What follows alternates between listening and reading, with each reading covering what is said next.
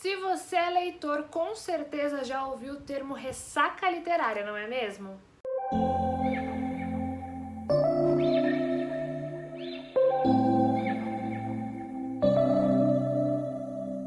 Oi, gente! Hoje eu separei alguns livros para te ajudar aí naquela ressaca literária. São livros que me ajudaram quando eu tava aí nesse período de ato da leitura. Mas antes da gente começar, se você ainda não é inscrito no canal, se inscreva, curta, comenta, compartilha esse vídeo aqui e também ativa o sininho da notificação. Se você não segue o Estante de Papel lá no Instagram, vou deixar aqui pra você, porque lá a gente conversa bastante, interage bastante, eu faço várias brincadeiras nos stories e vocês conseguem acompanhar o que eu estou lendo em tempo real.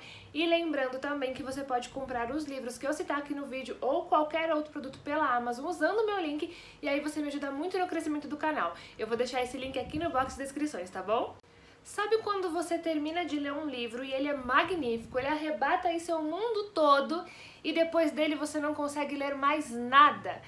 Isso é ressaca literária. A ressaca literária é esse período de ato, quando o leitor fica sem conseguir ler nada por algum tempo, por conta do livro anterior que ele leu, porque ele ainda está imerso naquele universo do livro anterior. E isso é super normal, acontece com todos os leitores, acontece o tempo todo, mas a gente pode aí dar uma forcinha para que quando você esteja nessa ressaca literária, você encontre alguns livros que te façam sair dela. E são esses livros que me fizeram sair de ressacas literárias aí ao longo da minha vida de leitora que eu vou contar para vocês nesse vídeo. Vamos lá? Bom, eu vou começar com um livro um pouco óbvio, que é Harry Potter. Eu peguei o primeiro aqui para ilustrar. Eu sei que eu já falei bastante desse livro nos vídeos do canal, também lá no Instagram, mas é porque é uma realidade. Eu já li essa série acho que umas 3 vezes aí, ao longo da minha vida de leitora. E a última vez que eu li eu estava em uma grande ressaca literária e essa história me tirou dela. É uma história que ela tem vários elementos. Ela tem a fantasia, ela tem todo um universo criado para suprir essa história, ela tem personagens marcantes, ela tem um tanto de romance aí ao longo da saga. E eu acho assim, os livros para mim, são muito mais fantásticos do que os filmes nessa questão de construção de personagens, de construção de cenário. E a gente começa os livros com os personagens crianças, a gente vai acompanhando eles ao longo de toda a vida deles aí, por toda essa série. Então acho que isso também ajuda muito nessa ressaca literária, porque aqui nós temos crianças, eles têm 11, 12, 13 anos no começo desse livro, e eles estão descobrindo o mundo da magia, eles estão descobrindo Hogwarts, e nós vamos descobrindo com eles ao longo das páginas desse livro. E isso pra mim nunca fica velho, né? Esse conhecer a magia, esse conhecer um universo novo, esse conhecer esses personagens, mesmo que a gente já conheça, porque aqui a gente tem a narrativa onde eles começam a ser construídos e é tudo muito lúdico, tudo muito mágico mesmo, então isso funciona muito pra mim. Ter aqui um universo onde a gente é apresentado a magia, onde a gente é apresentado a uma escola de bruxaria, onde nós temos criaturas fantásticas e varinhas mágicas e corujas e poções. É tudo muito incrível, principalmente quando a gente é um pouco mais novo, mas hoje ainda mais velha, isso tudo é incrível pra mim. Então eu acho que pra mim, pelo menos, é uma história, uma saga que funciona pra quem quer sair de uma ressaca literária, porque ela tem muitos elementos que nos fazem aí imaginar um universo totalmente novo. E falando em elementos lúdicos, o próximo livro que eu quero falar é esse aqui, A Sombra do Vento. Eu também já falei bastante dele aqui com vocês. Mas realmente essa é uma história que me tirou de uma grande ressaca literária. Ele também é o primeiro livro de uma série, mas os livros podem ser lidos fora de ordem. Eles acontecem em uma ordem cronológica, mas cada um conta a história de um personagem diferente. Mas esse continua sendo meu favorito. Essa história se passa em Barcelona em 1945 e a gente vai conhecer o Daniel. O Daniel, ele acabou de perder a mãe dele. E para tentar confortar um pouco o garoto, o pai dele leva ele para o cemitério dos livros esquecidos. E lá ele encontra um exemplar com o título de A Sombra do Vento, de um autor chamado Julian Carax, e ele fica fascinado por aquela história. Ele começa a procurar outras obras aí desse autor, mas ele descobre que o exemplar que ele tem em mãos é o único que restou, que todas as outras obras desse autor foram queimadas, destruídas, e ninguém sabe por quê ou porquê. Então o Daniel parte aí, junto com o amigo dele, o Fermín, nessa Barcelona lúdica, para poder descobrir o que está acontecendo com esses livros, quem é o Julian Carax, onde ele está, por que estão destruindo os livros dele. E é uma história fantástica, a gente vai embarcar nessa Barcelona aqui dos anos 40, a gente vai embarcar em uma aventura lúdica com esse menino de apenas 11 anos que está descobrindo a literatura, sabe? São livros, mais especificamente um livro, né? Mas são livros que fazem com que ele volte a despertar para a vida e queira solucionar um mistério e volte a viver mesmo. Isso pra mim foi muito impactante quando eu li, eu fiquei muito presa a essa história, porque ela tem um tom de suspense, um tom meio gótico também, que eu gostei bastante. Ele é um livro um pouquinho mais longo, mas é uma leitura muito fácil de se fazer. A escrita do Zafón é maravilhosa, ela é muito fluida, ela é quase poética, mas ela não é que ela é poética, ela é uma escrita muito leve, sabe? A gente entra assim nas páginas da história, se sente ali conhecendo esses personagens, a gente compartilha com eles esses sentimentos que eles têm ao longo das páginas, enquanto eles estão se descobrindo, enquanto eles estão conhecendo Barcelona. Então é uma história que eu tenho muito carinho e também indico muito para quem quer ler algo diferente, mas ainda assim muito prazeroso para sair de uma ressaca literária. Quem me acompanha sabe que eu sou a doida dos thrillers policiais, dos suspense, então eu não poderia deixar de falar aqui um thriller que me tirou de uma ressaca literária e me colocou em outra, porque foi um thriller maravilhoso que eu amei. Eu indico pra todo mundo que me pede indicação de livro de thriller e de suspense, eu indico esse livro, que é A Sombra de Outubro. Eu também já falei bastante dele aqui, tem diário de leitura dele lá no IGTV, mas pra quem não sabe, essa história aqui ela se passa na Dinamarca, em Copenhague, capital da Dinamarca, em outubro, época de inverno, e o serial killer tá aterrorizando a cidade.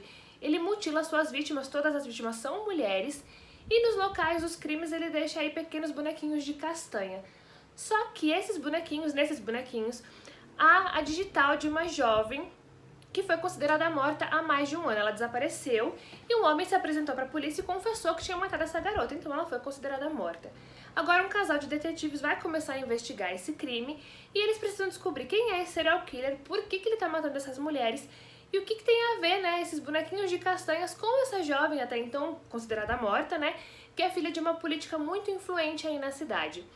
Gente, eu amei esse thriller. Os capítulos são super curtinhos mesmo, então é muito fácil de ler, tá? Deixa eu ver se eu acho um aqui. Os capítulos têm no máximo, assim, 2 páginas, no máximo 3 páginas, então a leitura é muito fluida, muito rápida de se ler. No final tem um plot twist que explode nosso cérebro, porque é tudo que a gente não estava esperando. É muito incrível de ver o desfecho dessa história, como ela é construída. Eu devorei esse livro, eu li ele acho que em 3, 4 dias, assim, porque eu estava gravando o diário de leitura, então eu não queria ler em 24 horas, porque a minha vontade era sentar e ler de uma vez, porque eu não conseguia parar de ler. Então, assim, brincadeiras à parte, ele realmente me tirou de uma ressaca literária, quase me colocou em outra, porque eu não conseguia encontrar outro thriller que fosse tão perfeito quanto esse. Ainda não encontrei, tá? Ele está aí no topo da minha lista de thrillers favoritos. Então, se você quiser um livro que vai explodir seu cérebro, te tirar de uma ressaca literária, te colocar pra pensar bastante depois no plot twist, é esse aqui sem dúvida nenhuma. Eu não sou muito de ler romances, mas fui surpreendida pelo livro A Troca. Tem essa edição aqui da Intrínsecos, mas eu acho que a edição que está sendo vendida aí no mercado já foi lançada, não tenho certeza. Mas eu amei essa história, aquela história que deixa a gente com um quentinho no coração. A gente vai conhecer a Lena, ela tem 29 anos e ela tá em um momento muito crítico da vida dela. A avó dela, a Eileen, tem 79 anos e quer encontrar um novo amor. As duas sofreram muito com a morte da irmã da Lena, foi uma morte muito trágica para a família. E a Lena daí foi viver na cidade grande, enfiou totalmente a cabeça no trabalho, ela vive pro trabalho dela, mas um dia ela tem uma crise de pânico no trabalho e ela é afastada por um tempo. Ela entra em desespero porque o trabalho é a vida dela, ela só faz isso. E ela começa a perceber que talvez ela precise fazer outras coisas para ocupar a cabeça dela.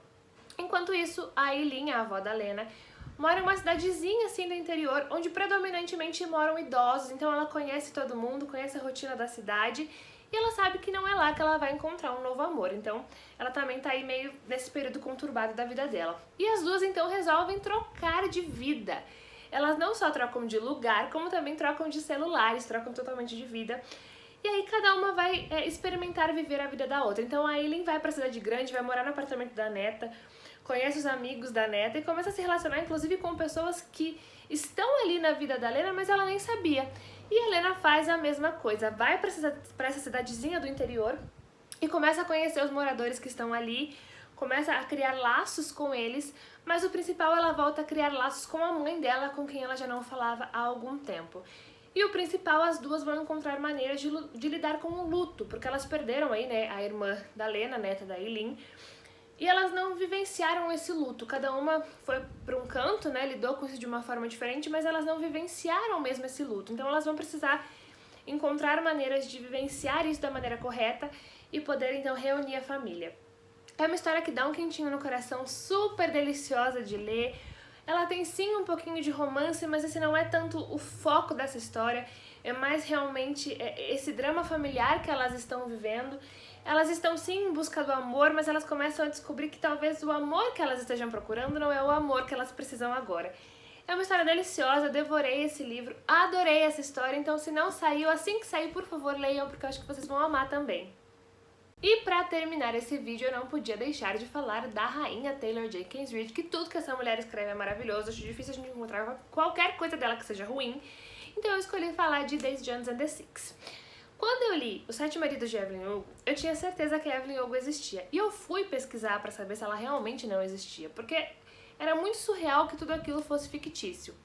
Com Daisy Jones and the Six, eu já sabia que era uma banda fictícia.